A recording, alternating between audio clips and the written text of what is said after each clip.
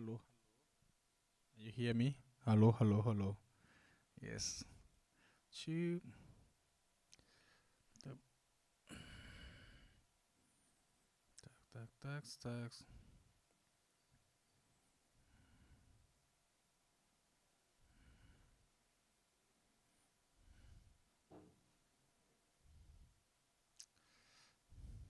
Hello, everyone.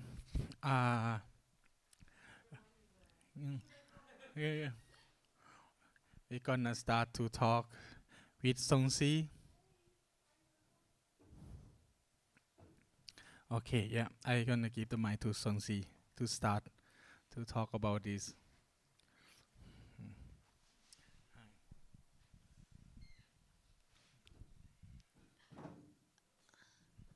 Thank you, people. And you don't need to look at me. I the presentation is there on the TV, and I gave the title like um, "Energy of the Revolution equal to intensity of mass into the speed of knowledge square." Actually, I got inspiration from Einstein, E equal to mc square. But actually, this talk is about not anything about this invented theory. So around 1930s, Einstein and Charlie Chaplin met in England or somewhere. And then Einstein appreciate Charlie Chaplin that, hey guy, I can't stand respecting your jokes, like your body joke. Everybody got it without you telling them any words. And then Charlie Chaplin looked at Einstein and he said, "Oh, I did have the same feeling with you. I respect you more because um, people respect you in full respect, even though they don't understand anything you are explaining to them." So yeah. And then I got some consultation from my friends, my Burmese friend. What should I talk about? It is about political disappointment. And then, so one of my friends said, "You're an artist. Don't talk about any politic. You know, talk about something that you have experience in." Well, he's not the first one. I came to Europe and I met some diaspora people from my country who has been studying in European universities, and they encouraged me that, oh, you want to study, if you want to do further study, you should continue with your art, anything, performance or whatever, but don't study politics. So I'm like, how come they have no confidence in me that I can talk about, I can give a political talk? So from now on, I am pretending myself as a political analyst. And you have to believe me that I am that political analyst. So I train myself to have such a serious face. Uh, yeah, embodying myself as a political analyst. So let's start. Myanmar or Burma? Many of you know where this country is situated, or maybe many of you don't know where is Myanmar. And it's between China, India, Bangladesh, and Myanmar or Burma. Many people ask me, and I don't care because I don't feel like I'm represented in any of these words. So let's go. Mhm.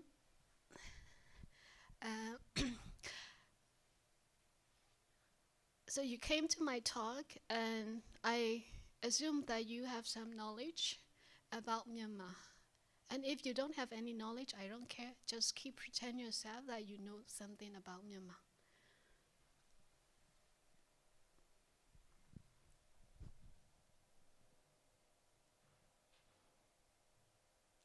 So this is the China president before Xi Jinping.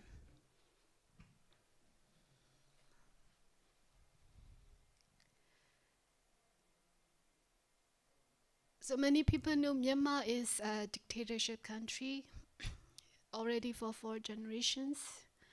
And our dictators always got support from China and also from Russia.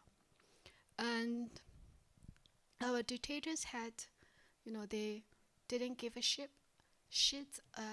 UN or international community or human rights or whatever. Yeah. And we have very good neighbors, including India. And this time, 2006, I think I was in my second year, third year at the university, and I don't know anything about politics at the time. But I remember this cartoon very well.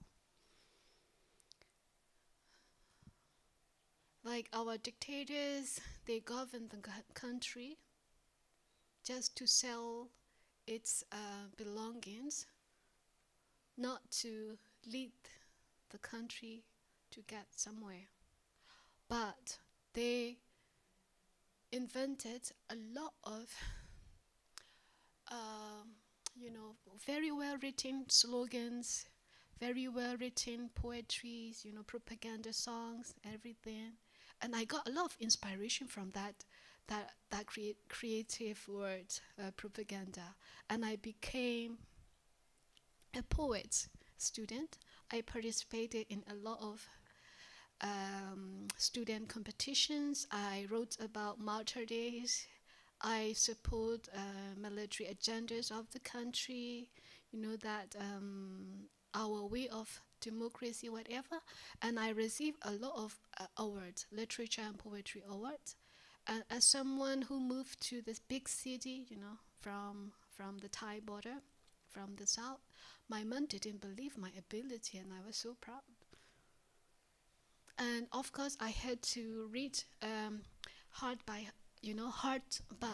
I have to read by heart about all these newspaper clippings I collected, how great our country is and how great our leaders are, and how great their morals are, and how great their futuristic projects are. Yeah, with, under the candlelight.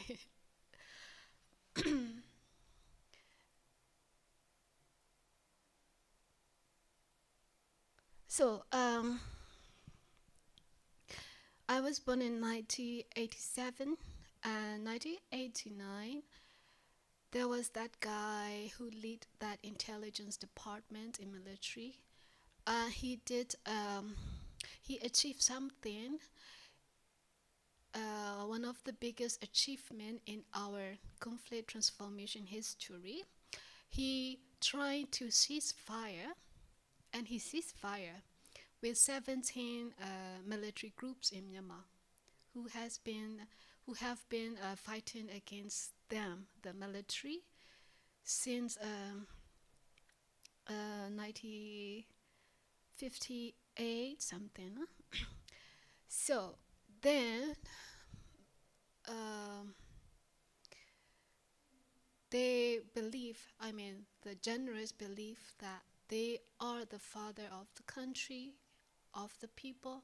They are the mother of the country and of the people. And look at this cartoon. The cartoonist, you see that poor man, and his wish is, I wish I am an orphan. And yeah, I didn't write about it in my essays.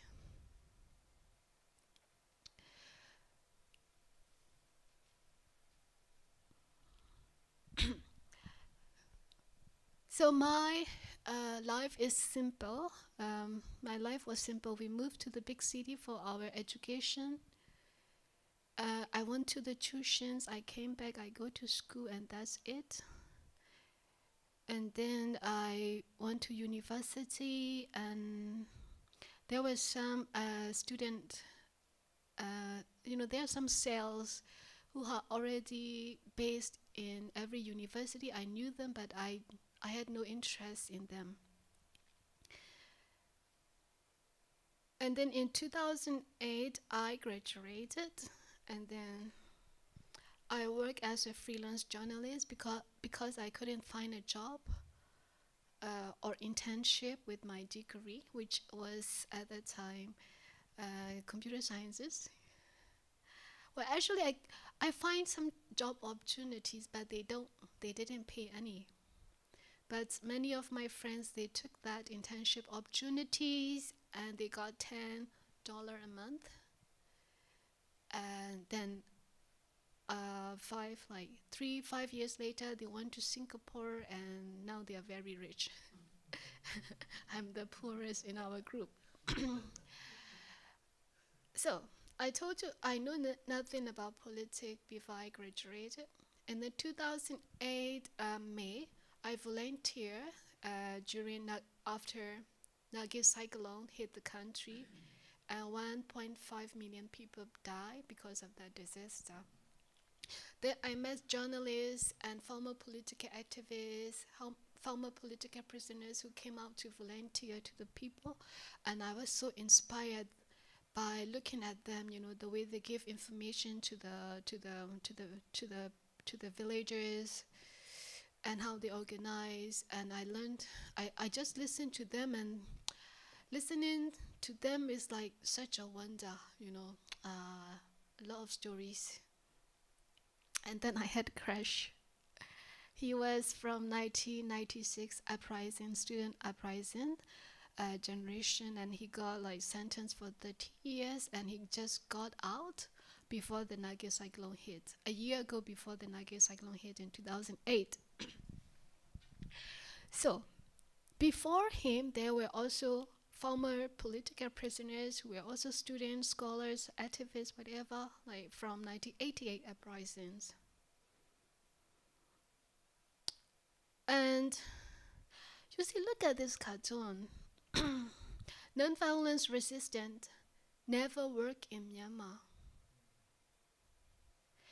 Then that international organizations, they came in and they trained me and many of my friends to become non-violent activists.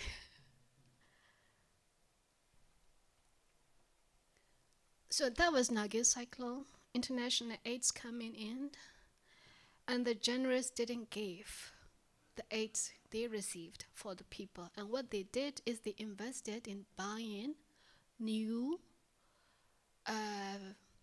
fighter jets, and all of our 38 fighter jets operating in the battlefields against the people right now were bought in that time after Nagin cyclone. So, these kind of generational things. You could see the tallest guy is the first dictator, and the guy he trained in the middle is General Than Shwe, and he trained, our current dictator, and like this. Not only them, it is also a hell within themselves, all about manipulating against one another. So I work as a journalist for 2 years, and my former editor-in-chief also exiled in Berlin now. I had to quit the job because one of my editors said, "Zoncy, you are very poor at time management. Think about, do you want to be an artist or do you want to be a journalist?" And I said, "I'd be an artist." So that time, In 2000, so after Nagin cyclone, during the Nagin cyclone, what military did is very simple. They trying to mandate the referendum. They ask the people if they agree to have an election or not, and that trying to get the agreement is called referendum. And they also ask the people who already passed, who already driven by the flood. They created a lot of referendum frauds. And anyway, we had election in 2010, and they were very well prepared. They established Association of Union Solidarity and Development Association, something like that, before 2010 general election. And in 2010 general election, they changed that association to the political party, and they became our civilian government. And at the same time, a lot of projects, development projects, a lot of foreign direct investment as well. Political opens up, new ideas coming in, and a lot of idea clash between conservative way of thinking and that liberal, neoliberal, whatever. But then for many ethnic minorities leader, the game is seen this way. This is the political game between the military backup political party and the pro-democracy party, which is influenced by Burmese majority. And yes, with that foreign direct investment, China is the second largest investor in Myanmar, and Singapore is the first one.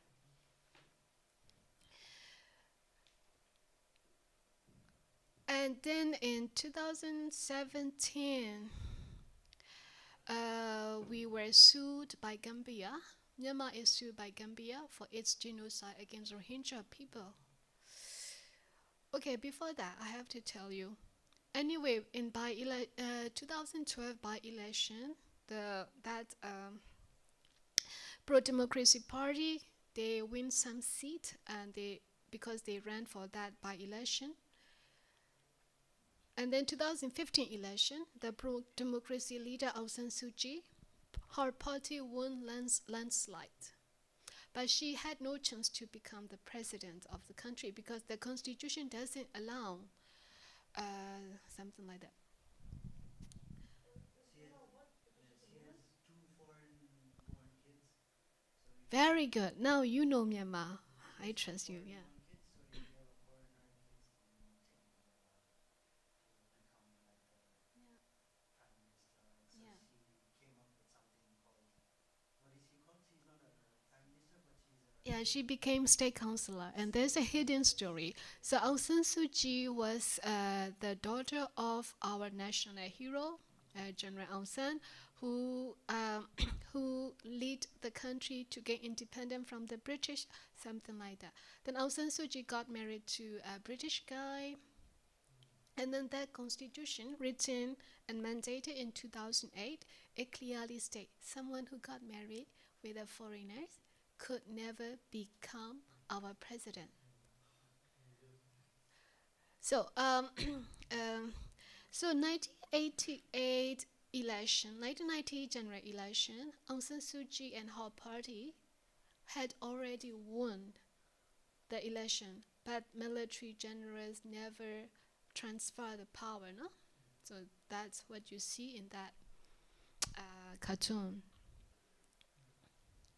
So, and then 2015, her party won again, and she became, the government.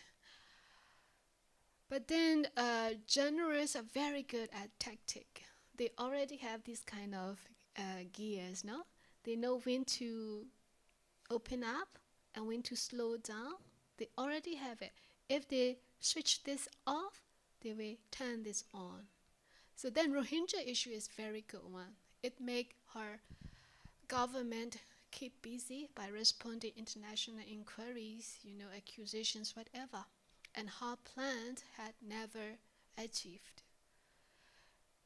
Well, so then in 2020 election, her party won the election again. And this time, the military generals couldn't stand the defeat anymore. And they made a coup again. So,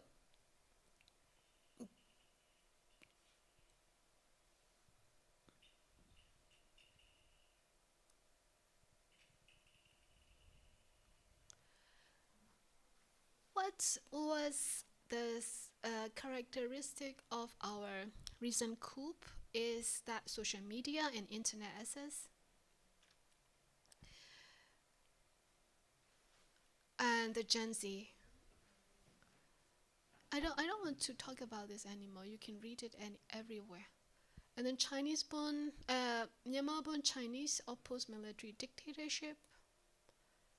And then we also, so we, like 2020, I work at Golden Institute Culture Department. And then 3 months after, COVID-19 arrived. And then we have 2021, we have military coup. So during the coup, during the COVID, during all these struggles, we have that slogan, we all have ourselves. So we have to support one another. But then we have this kind of immoral behaviors, they make the prices double or triple. Yeah, and I was very angry at them. For me and for many of my friends, revolution is all about anger management. Because, so I volunteer for that COVID patients, not a lot, but some of my friends. And then we had that curfew in 10 at night now. But then when there was emergency, we had a lot of emergency at this kind of night, and I went out with a taxi and I was looking for the oxygen. And then some people, the sellers, they manipulate me, they trick me. And then when I came to Europe, there were some people, some organizations working for Myanmar. And I experienced such manipulation. And I find okay, anger management. I'm learning so well here. So where is UN or international communities? They want to move in alignment, in rhythm, like a kind of consensus. Yeah, of course, Russian visited us like 6 months after the protest, something like that. And so the parliamentary members, they had to escape. But then recently, our exile government president, he asked all the people flee away, but stay volunteering for national exile government to come back to the liberation area of Myanmar, to have a base. So our problem right now is 3 months we were on the street, we demonstrate, and Yu also was there, and she was even almost arrested, no? We all have that terrible days and nights, stories to tell you, but we don't want to become the secondary traumas. So in 4 months, in April, many of my friends, they flee to the northern part of Myanmar, some flee to the southern part of Myanmar, some went to the west. Because we are also diaspora in the city, we came from all over the country, like musicians, students, activists, bankers, whatever. And we have some family connection with ethnic armies or whatever. So then we slowly evolved in getting that militant trainings in the jungles. And so we started with DIY wooden guns to fight against military. But now, after 1 year, we are a little bit more advanced. For example, we cut down the towers, the telecommunication towers. We use the metal. Then we reinvent the military weapons with these military things. And we always use that guerrilla warfare to attack the military unexpectedly, and we take the power weapons from them. So from such guerrilla warfare, we have now demolished some of military headquarters. And we have been so good. I mean, we cry a lot, you know, because because our friends die, our relative die, our brother dies. We have a lot of dramas, you know, roller coasters for years. And then military conscription law. So military is defeated all over the country, and they need to recruit. And then they said young people under 35 shall serve for the military. Well, they don't say for the military, for the country, of course. And technicians, people with skill, you know, under 45 shall serve the country as well. So, next slide gonna be a little bit sensitive.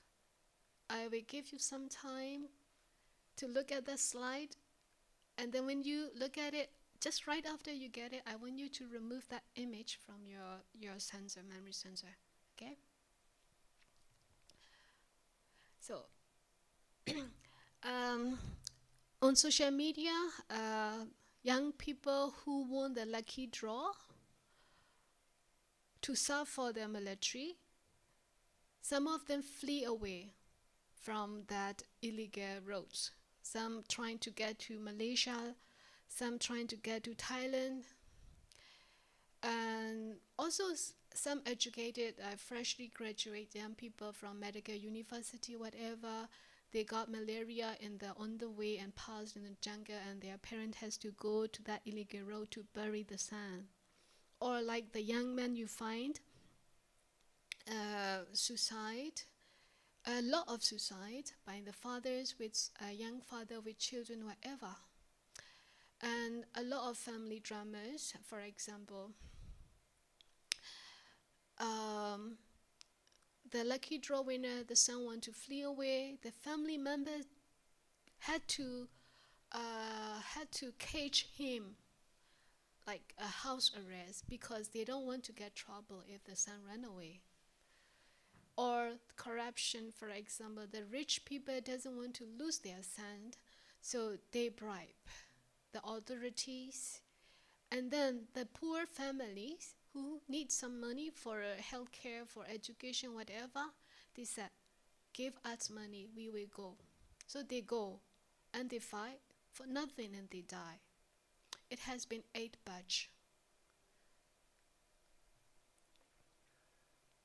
And April 4, 2023, Russian gave our dictators a kind of honorary doctorate from whatever university. And this is the second time Russian gave the general, our dictator, the second honorary doctor degree. And what's ASEAN doing? This cartoon is made in 2005, and it stayed the same.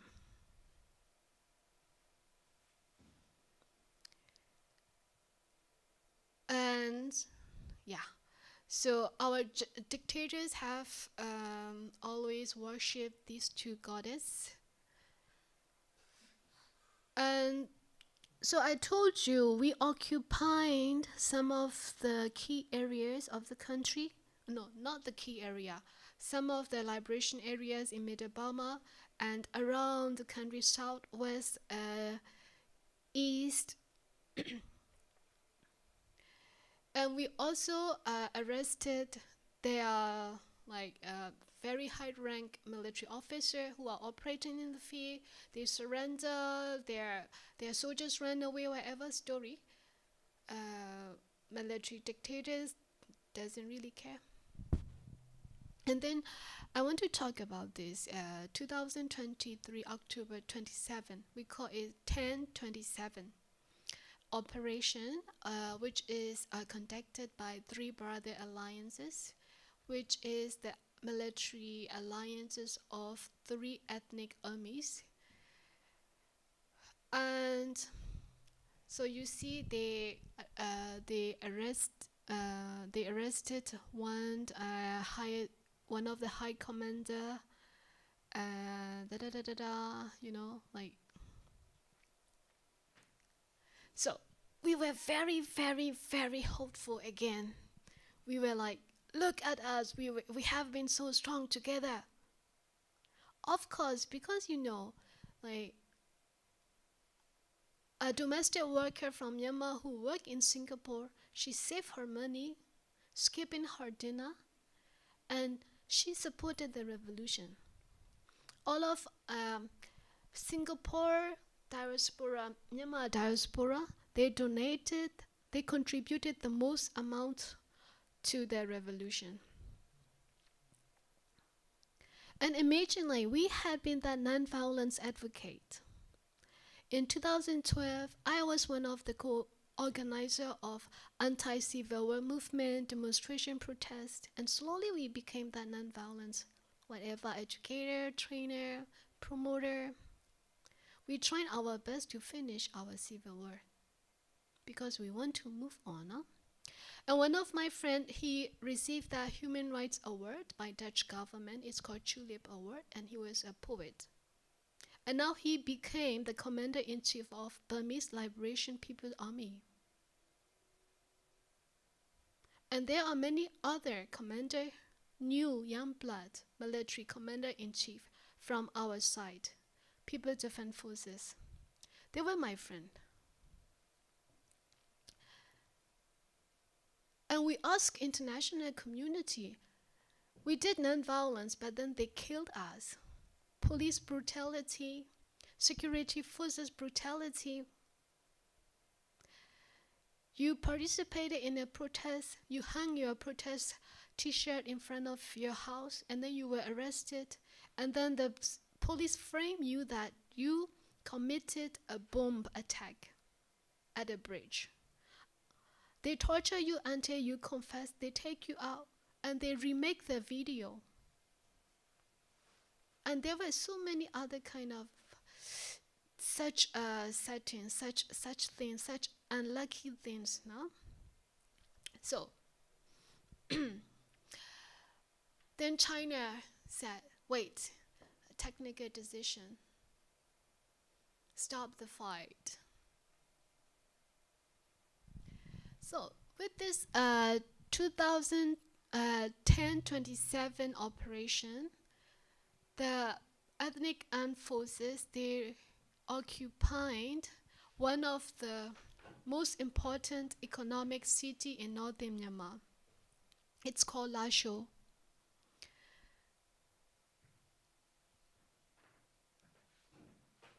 To get Lasho, we supported a lot. You will see a video.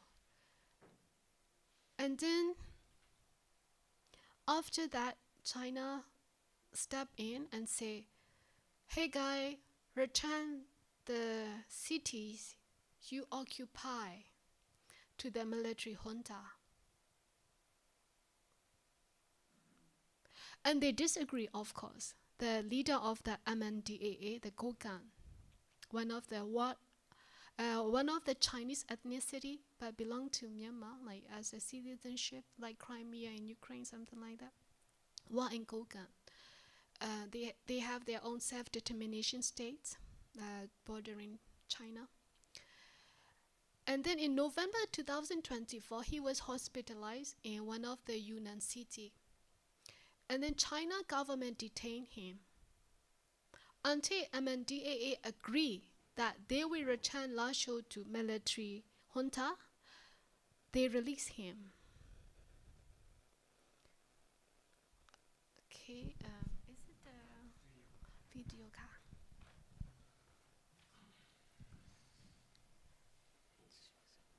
Almost done, huh? Yeah.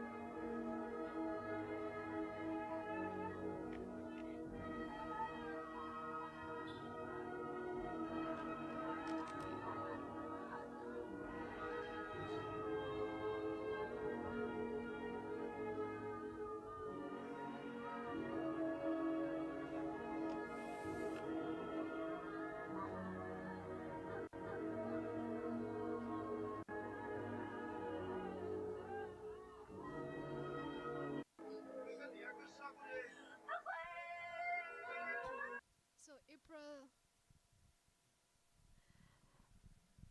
This year in April, the Kogan leader decided to return the city. Before that return, he organized that homage to the fallen revolutionary soldier. You see the hill that bury 1,469 People Defense Forces member. And to get this city, People Defense Forces in the Middle Burma, from the south, they travel up there and they participated. They support under the command of Kogan. They fought together. Yeah, it's you can finish it. So, why China jump in? Because this is one of the most popular Chinese project in Myanmar before military coup. So you see number one, Shui gas. This is the offshore gas mining in Myanmar. The Arakan state, that western border, is controlled, where actually it was inhabited by Rohingya people, the Arakan people, Moro people, and many other Chin minorities. And then the military's agreement with the Shui gas pipeline, you see that, cross our country. And China's agenda is also to establish a railway from its border to the city, to the country center, like that. And this is Chinese investment in Myanmar. And in the northern Myanmar, you could see there are some economic zones. Well, around the country, you could see many economic zones, and we have that hydropower, dam project, copper mining, which impacted our social and environmental life severely. And I follow some of that mining protests as well, and also no, with the Nisong Dam project as well, Shui gas pipeline now. So,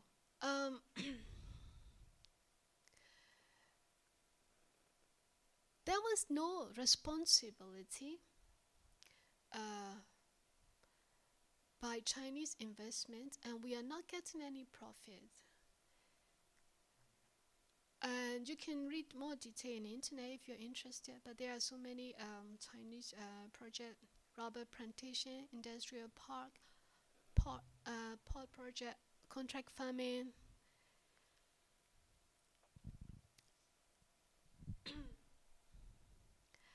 So, and recently now, China produced 60% of the world's rare earth, but processed nearly 90%. And Myanmar is one of its retailer. Is it retailer? You know, Myanmar is the largest country that sell rare earth to China, no? So Myanmar rare earth mines,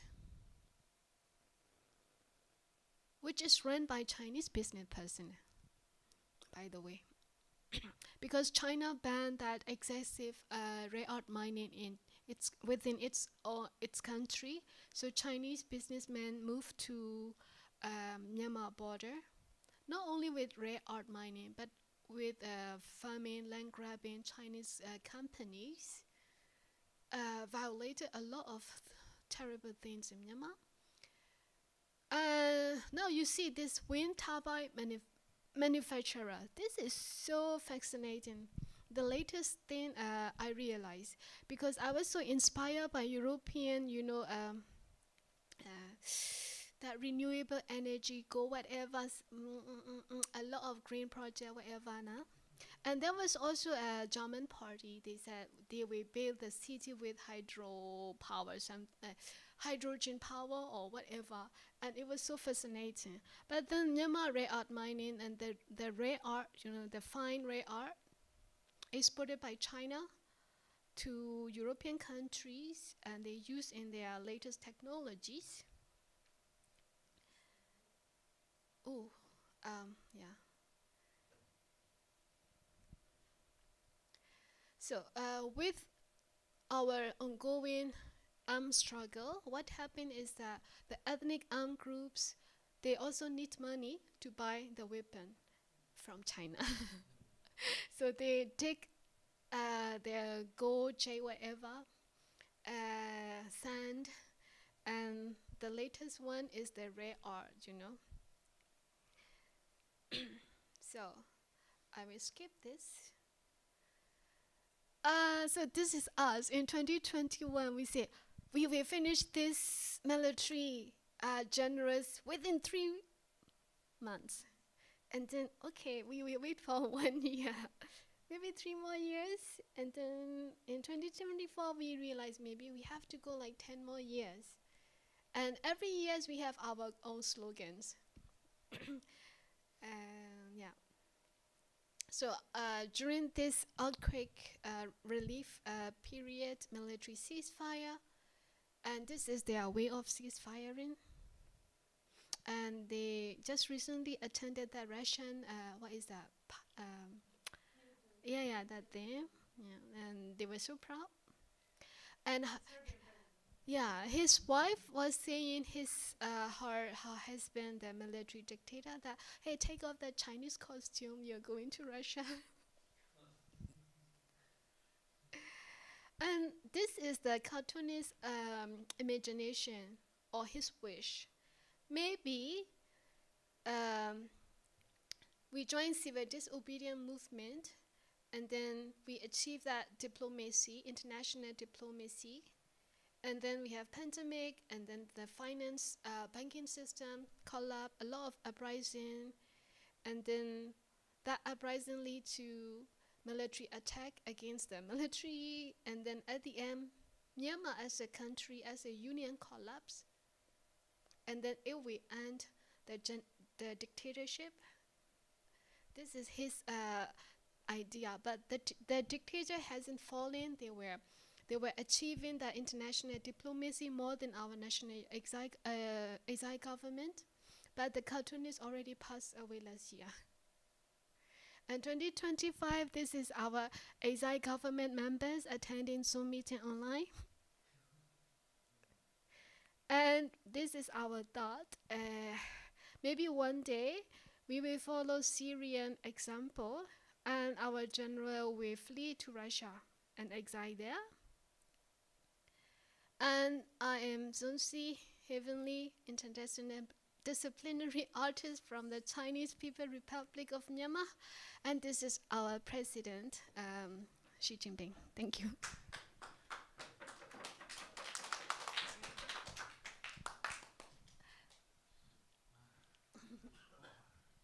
Oh, so good. Do you have some question? Please. So I'm very curious, what's actually the relationship with Singapore? Because you said the main income comes from there and the main trade is arranged with Singapore. But so if Russia and China are really coming as some, I don't know, dictators, what's the attitude of Singapore? Thanks. Singaporean Prime Minister, he behaved like he is very intellectual, very diplomatic, and he also want to implement that soft landing kind of negotiation. And he also want ASEAN to lead that such negotiation. And we don't have much, well, actually some Singaporean projects are directly involved in supporting military campaigns, no? And we call it blood money campaigns. We also have a page like blood money campaign. But then I was saying that Myanmar domestic workers in Singapore, Myanmar IT, you know, the brain drain, is it? In Singapore, they save their salary to contribute to the revolution because our revolution is very DIY. We had no money. We are self-funded, no? And some of our advocates always mention if we get 1/3 of funding Ukraine is getting, we finish the military right now. But then we felt we are so small. And let me tell you the story with my roommate.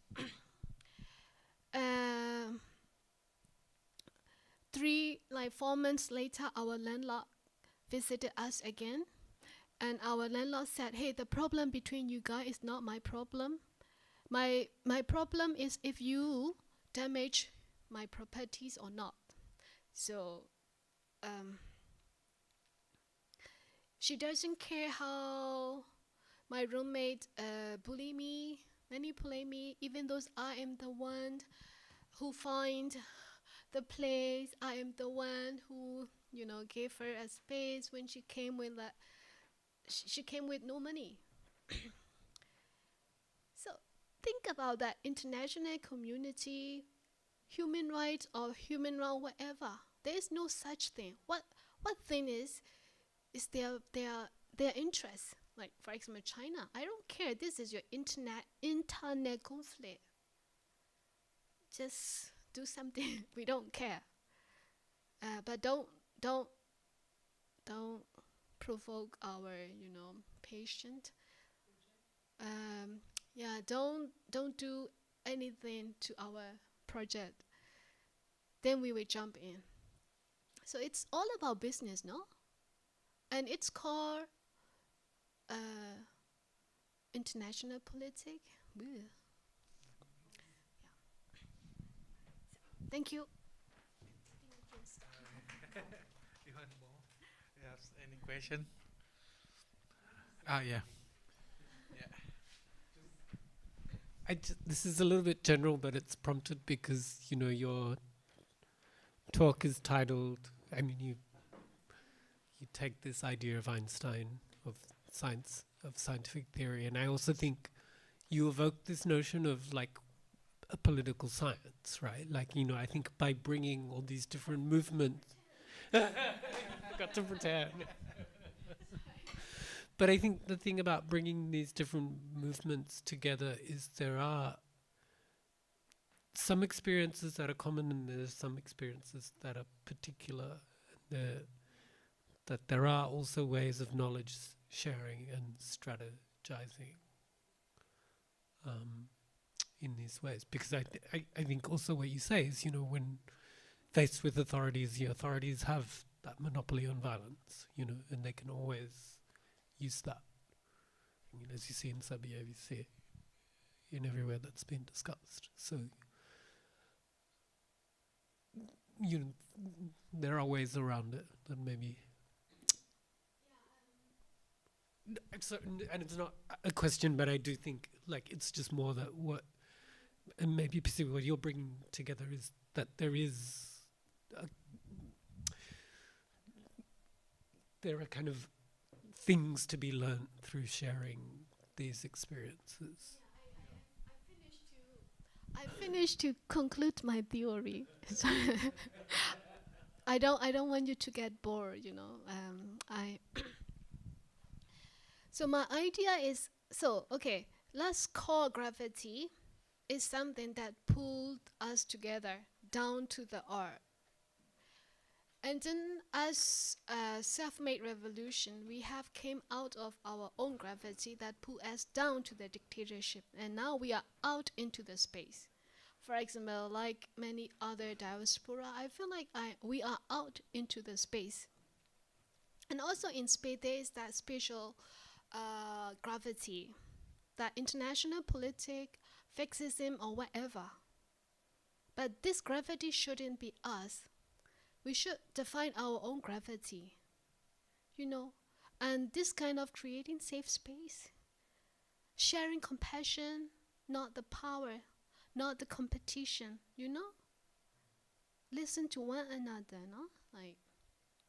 as an activist, our duty is to make more activists who share our compassions, and not to put other things aside, but to pull everything and make our own gravity.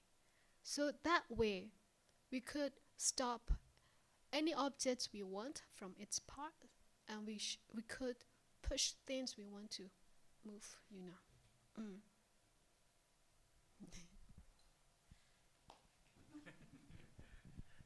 Anyone have anything? Yeah. Okay, cool. So just this, because I'm so curious, what these military generals, these generals, what do they have from this honorary graduate, diplomas from Russia? Degrees, what? Because our generals have been so jealous of our pro-democracy leader Aung San Suu Kyi. She was well educated. She speaks a lot of European languages, and she had worked at UN offices. And her followers admire her a lot because of her human qualities. Then generals and their followers, even though they couldn't speak English, they often pretend like me that they could speak English.